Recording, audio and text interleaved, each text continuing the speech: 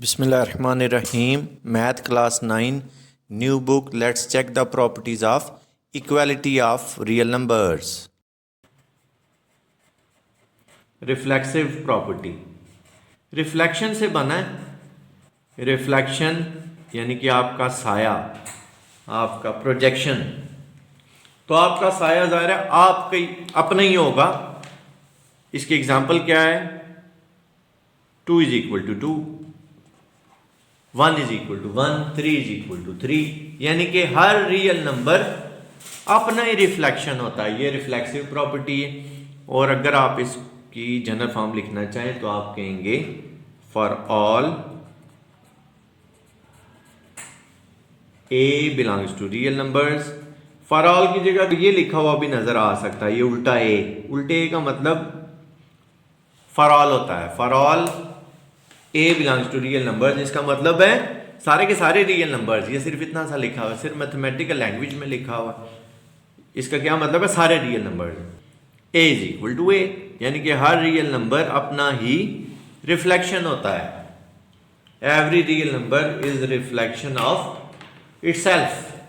Next property या next law है symmetric. Symmetric property. अब सिमेट्रिक प्रॉपर्टी क्या है? पहले मैं आपको ना इसके एग्जांपल से बात समझाता हूं कि फर्ज करते हैं लिखा हुआ है 2/4। तो जब आप इसकी कटिंग करेंगे तो 2 1s are 2, 2 2s are 4। तो 2/4 अगर 1/2 के इक्वल है तो 1/2 भी 2/4 के इक्वल है। इस प्रॉपर्टी को हम कहते हैं सिमेट्रिक प्रॉपर्टी। अब फॉर ऑल के लिए मैं मैथमेटिकल लैंग्वेज ही यूज करूंगा, मैं यही लिखा करूंगा for all A and B belongs to real numbers. कि अगर दो हमारे पास ए और बी रियल नंबर्स हैं, ए बी के इक्वल है।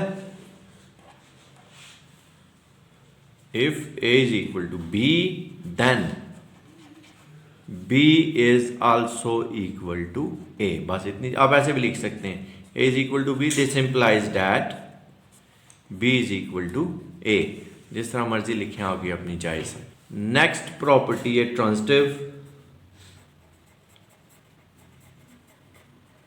ट्रांजिटिव लॉ या ट्रांजिटिव प्रॉपर्टी। वो ये है कि 2/4 अगर 1/2 के इक्वल है और 1/2 जो है वो 3/6 के इक्वल है,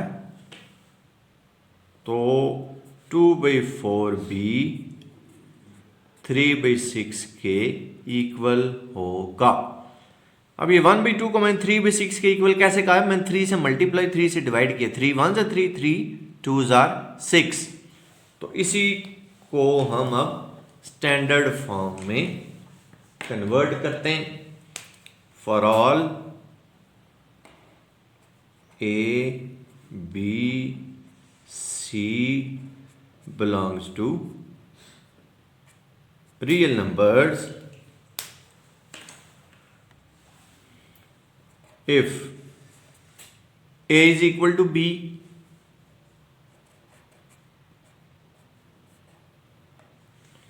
and B is equal to C and B is equal to C, then A is also equal to C। Next है एडिटिव प्रॉपर्टी। ये प्रॉपर्टी सिर्फ इतनी सी है कि आप किसी भी इक्वेशन में दोनों साइड पे कोई नंबर ऐड करते हैं तो फर्क नहीं पड़ेगा। फॉर एग्जांपल मैं लिखता हूं जी, वही बात कर लेते हैं। 2/4 इज इक्वल टू 1/2।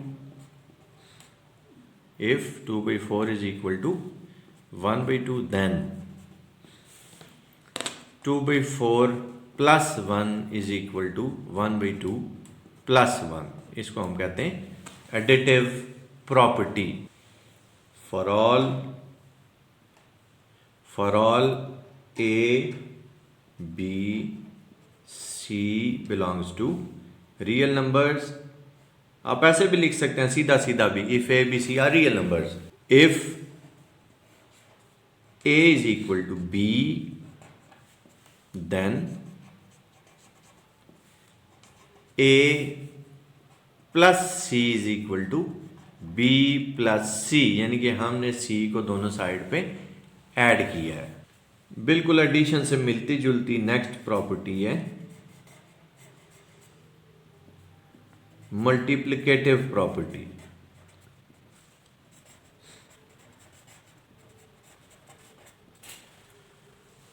ये भी बिल्कुल उसी तरह, पहले एग्जांपल देख लेते हैं। If 2/4 is equal to 1/2 then 2/4 multiplied by 2 is equal to 1/2 multiplied by 2, यानी कि हमने दोनों साइड पे 2 से मल्टीप्लाई किया और इससे कोई फर्क नहीं पड़ेगा। आप इसको सॉल्व करके देख भी सकते हैं, आपके आंसर सेम आएंगे। जनरल फॉर्म हम कैसे लिखते हैं जी, for all A B C belongs to set of real numbers if a is equal to b then ac is equal to bc, दोनों साइड पे हमने c से मल्टीप्लाई कर दिया है। नेक्स्ट है कैंसलेशन लॉ, कैंसलेशन प्रॉपर्टी भी कहते हैं, कैंसलेशन लॉ या cancellation property.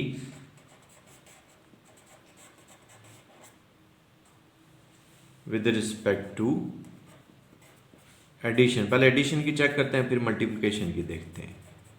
Cancellation law with respect to addition, 2/4 plus 1 is equal to 1/2 plus 1, if 2/4 plus 1 is equal to 1/2 plus 1, तो दोनों साइड से 1 जो है वो कैंसिल हो रहा है। बस यही हमारी कैंसलेशन प्रॉपर्टी है, 2/4 इज इक्वल टू 1/2, यानी कि 1/2 हमने दोनों साइड से कैंसिल कर दिया। अब इसकी जनरल फॉर्म बनाते हैं, for all A B C belongs to real numbers if a plus c is equal to b plus c then a is equal to b। इसी तरह नेक्स्ट है cancellation property with respect to multiplication, cancellation law with respect to multiplication भी आप कह सकते हैं। If 2/4 multiplied by 2 is equal to 1/2 multiplied by 2, दोनों side से आप 2 को कैंसिल कर लें, 2/4 इज इक्वल टू 1/2। ये तो एग्जाम्पल है। अब अगर आपने जनरल फॉर्म बनानी है तो आप क्या कहेंगे, for all A B C belongs to real numbers if A C is equal to B C then A is equal to B, क्योंकि दोनों साइड से सी कैंसिल हो जाएगा। राइट कैंसलेशन लॉ भी आप इसको कह सकते हैं, क्योंकि सी राइट साइड पे दोनों के, अगर सी होता लेफ्ट साइड पे दोनों के तो फिर हम इसको कहते हैं left cancellation law with respect to multiplication. Addition के केस में भी आप इसी तरह देख सकते हैं कि राइट साइड पे तो आप कहेंगे right cancellation law with respect to addition, अगर लेफ्ट साइड पे 1 left cancellation law with respect to addition.